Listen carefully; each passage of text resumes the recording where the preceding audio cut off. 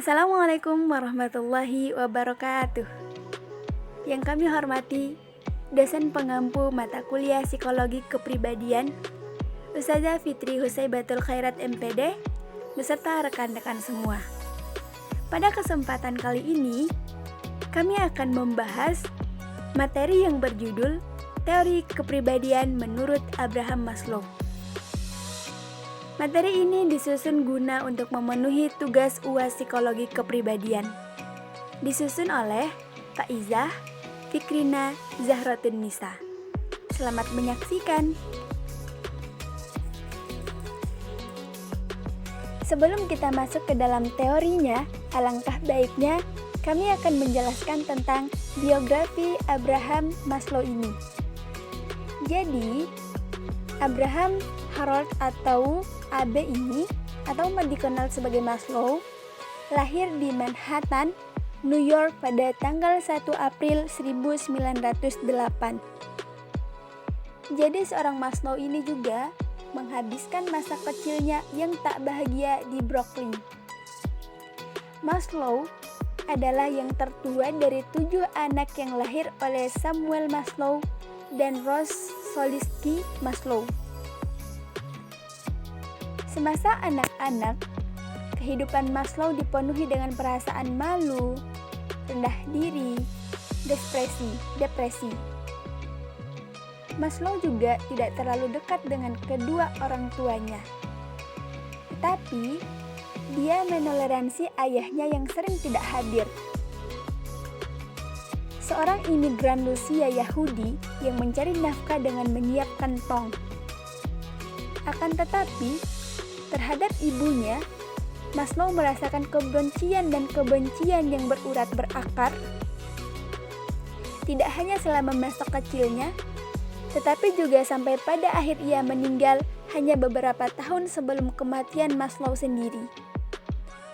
Terlepas dari beberapa tahun psikoanalisis, dia tidak pernah mengatasi kebencian intens ibunya dan menolak untuk menghadiri pemakamannya. Meskipun permohonan dari saudara-saudara kandungnya yang tidak berbagai rasa benci pada ibu mereka. Oke teman-teman semua, selanjutnya pandangan motivasi Maslow. Dalam hal ini, yang pertama, Maslow 1970.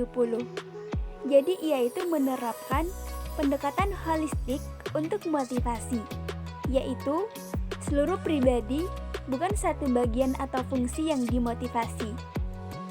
Selanjutnya juga, motivasi biasanya komplit, yang berarti bahwa perilaku seseorang dapat timbul dari beberapa motif yang berbeda. Dan juga, motivasi untuk suatu perilaku mungkin tidak sadar atau tidak dikenal oleh orangnya.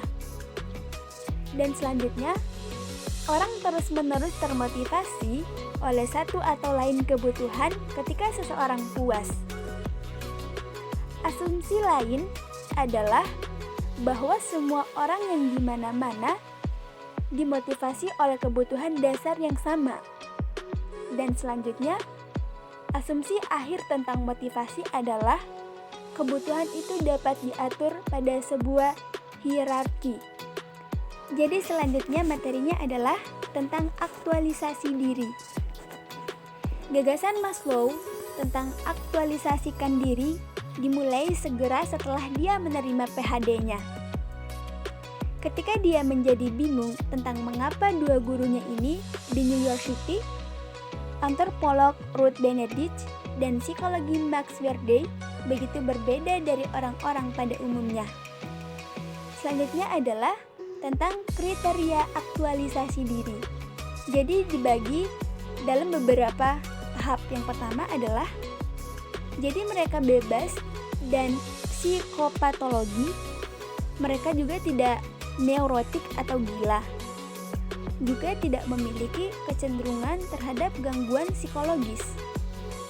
Yang kedua adalah orang yang bersifat egois ini telah maju melalui hierarki atau kebutuhan yang karenanya hidup di atas tingkat hidup sehari-hari dan tidak memiliki ancaman yang abadi terhadap keselamatan mereka. Sedangkan yang ketiga adalah Maslow. Untuk aktualisasi diri adalah merangkul B-values. Rakyatnya yang mengabdikan diri bahwa mereka itu merasa nyaman dengan dan bahkan menuntut kebenaran, keindahan, keadilan, kesadaran, humor, dan dari nilai-nilai B lainnya. Yang terakhir dari kriteria aktualisasi diri adalah untuk mencapai aktualisasi diri ini, penggunaan penuh dan eksploitasi bakat, kapasitas potensi, dan lain-lain. Dengan kata lain, kebutuhan manusia untuk tetap rohani untuk bertumbuh, berkembang, dan dapat menjadi sebagaimana mestinya. Selanjutnya, nilai dari aktualisasi diri. Jadi seorang Maslow ini pada tahun 1971 ia percaya bahwa orang-orang yang aktualisasi diri dimotivasi oleh verities kekal yang ia sebut B-values atau nilai-nilai B. Ini adalah indikator kesehatan psikologis yang bertentangan dengan kebutuhan defisiensi yang memotivasi non-aktualisasi diri. B. Nilai-nilai tidak diperlukan dalam pengertian yang sama, bahwa makanan, tempat tinggal, atau korokanan adalah Maslow disebut nilai B atau maintenance yang menunjukkan bahwa itu merupakan tingkat kebutuhan tertinggi. Jadi ia itu membedakan antara kebutuhan motivasi biasa dan motivasi menghakimi orang yang dia sebut metamotivasi. Selanjutnya, Maslow 1964 atau 1970 diidentifikasi 14 nilai B. Tetapi jumlah yang tepat tidaklah penting. Karena apa? Karena pada akhirnya semua menjadi satu atau setidaknya semua sangat berkorelasi atau nilai-nilai dari aktualisasikan diri sendiri mencakup dalam beberapa hal. Yang pertama adalah kebenaran, yang kedua adalah kebaikan, yang ketiga keindahan, yang keempat keutuhan atau kemustahilan dari diskotomies, yang kelima kesamaan. Selanjutnya yang keenam adalah keunikan, yang ketujuh kesempurnaan, kedelapan penyelesaian, kesembilan keadilan dan ketertiban, kesepuluh kesederhanaan, 11 kekayaan atau totalitas, ke-12 ketidakberdayaan, ke-13 permainan atau humor, ke-14 kemandirian. Dan selanjutnya adalah karakteristik dari orang-orang yang mengaktualisasikan diri. Dalam hal ini dibagi dalam 15. Yang pertama adalah persepsi yang lebih efisien akan kenyataan. Yang kedua adalah penerimaan akan diri, orang lain, dan hal-hal alami. Yang ketiga, spontanitas, kesederhanaan, dan kealamian. Yang keempat, berpusat pada masalah. Yang kelima, kebutuhan akan privasi. Yang keenam, kemandirian. Yang ketujuh, penghargaan yang selalu baru. Yang kedelapan, pengalaman puncak. Yang kesembilan, demands Hans Gayful. Yang ke-10, hubungan interpersonal yang kuat. Yang ke-11, struktur karakter demokratis. Ke-12, diskriminasi antara cara dan tujuan. Ke-13, rasa humor yang filosofis. Yang ke-14, kreativitas. Yang terakhir, yang ke-15, tidak mengikuti enkulturasi atau ketidakmauan untuk mengikuti apa yang diharuskan oleh kultur. Nya adalah tentang filosofi ilmu. Jadi, seorang Maslow mengusulkan filosofi ilmu yang berbeda, yaitu sebuah pendekatan humanistik dan penyeluruh yang tidak bebas, atau nilai dan peneliti-penelitinya perhatian terhadap manusia dan topik yang mereka teliti.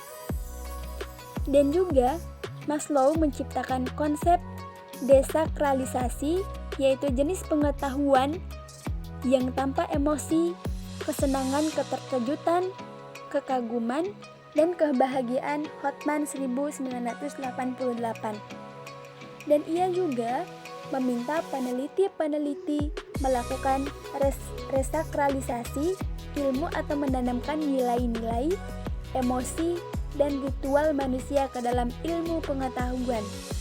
Dan selanjutnya, seorang Maslow 1966 mengusulkan sikap taoistik untuk psikologi, atau suatu sikap akan tidak berpengaruh, akan menerima, dan akan mendengarkan ide-ide baru. Selanjutnya,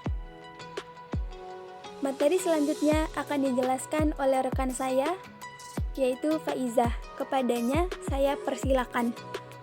Baik, terima kasih. Kemudian kita lanjutkan ke slide berikutnya, yaitu zona kompleks. Semua orang dilahirkan dengan kemauan untuk memperoleh kesehatan, dengan kecenderungan untuk tumbuh menuju aktualisasi diri, tetapi hanya sedikit orang yang berhasil mencapainya. Hal ini yang sering menghambat pertumbuhan seseorang menuju aktualisasi diri adalah zona kompleks.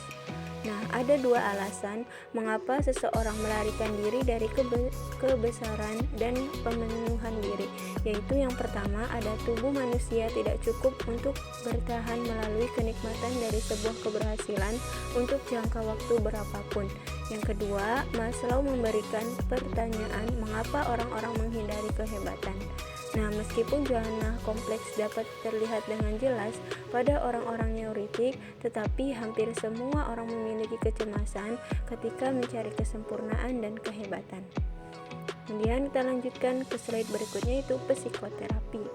Nah, tujuan terapi adalah agar klien-kliennya dapat memiliki nilai-nilai kehidupan atau nilai baik, yaitu untuk menghargai kejujuran, keadilan, kebaikan, kesederhanaan, dan seterusnya. Tujuan psikologi ini mengikuti dari posisi klien pada hierarki kebutuhan, karena kebutuhan fisiologis dan rasa aman merupakan kebutuhan yang kuat. Nah, sebagian besar orang yang mencapai terapi mempunyai dua kebutuhan di level lebih rendah. Ini yang relatif terpenuhi dengan baik, tetapi mempunyai kesulitan memenuhi kebutuhan akan cinta dan keberadaannya. Kemudian, baik, kita lanjutkan ke slide berikutnya, yaitu kritik terhadap Maslow. Pertama, bagaimana penelitian Maslow dalam hal kemampuannya untuk mengembangkan diri. Nah, dalam kriteria ini kami menilai teori Maslow sedikit di atas rata-rata. Nah, dalam kriteria falsifiability, kita harus menilai teori Maslow rendah. Pada penelitian ini tetap tidak mampu menyalahkan atau membenarkan cara-cara Maslow untuk mengidentifikasi orang-orang yang mengaktualisasikan diri. Ide tentang hierarki Maslow memberikan fleksibilitas yang besar pada teorinya untuk mengorganisasi tentang apa yang diketahui tentang tingkah laku manusia. Kemudian, apakah teori Maslow berperan sebagai sebuah pedoman bagi para praktisi? Nah, pada kriteria ini kami menilai teori ini sebagai sangat berguna.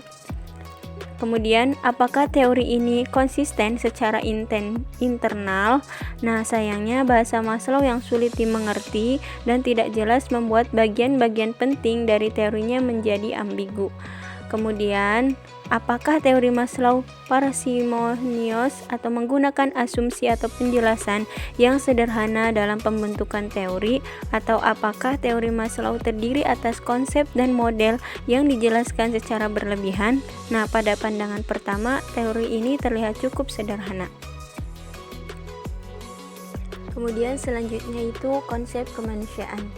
Maslow meyakini bahwa semua orang bisa mengaktualisasi diri. Ciri-ciri alamiah manusia mempunyai potensi besar untuk menjadi makhluk hidup yang baik. Kejujuran, cinta, keindahan, dan sejenisnya merupakan kebutuhan instingkoid dan merupakan kebutuhan dasar bagi manusia, sama seperti rasa lapar, hasrat seksual, dan agresi. Dilihat dari pandangan historis dan individual, manusia adalah makhluk yang berkembang secara bertahap dalam proses untuk semakin menjadi manusia yang seutuhnya. Pandangan Maslow tentang humanisme sulit untuk dikategorikan menjadi dimensi-dimensi seperti determinisme versus kebebasan memilih, disadari versus tidak disadari, atau biologis versus determinasi sosial dari kepribadian. Pada dimensi kesadaran versus ketidaksadaran, Maslow meyakini bahwa orang yang mengaktualisasi diri biasanya lebih menyadari apa yang mereka lakukan dan alasan mengapa mereka melakukannya dibandingkan orang lain yang tidak mengaktualisasikan diri. Sementara untuk dimensi biologis versus pengaruh sosial, Maslow meyakini bahwa dikotomi atau pembagian ini merupakan suatu hal yang salah. Individu dibentuk baik oleh hal-hal biologis maupun lingkungan, dan dua hal ini tidak dapat dipisahkan. Baik, sekian pemaparan materi dari kelompok kami. Kurang lebihnya mohon maaf. Terima kasih. Wassalamualaikum warahmatullahi wabarakatuh.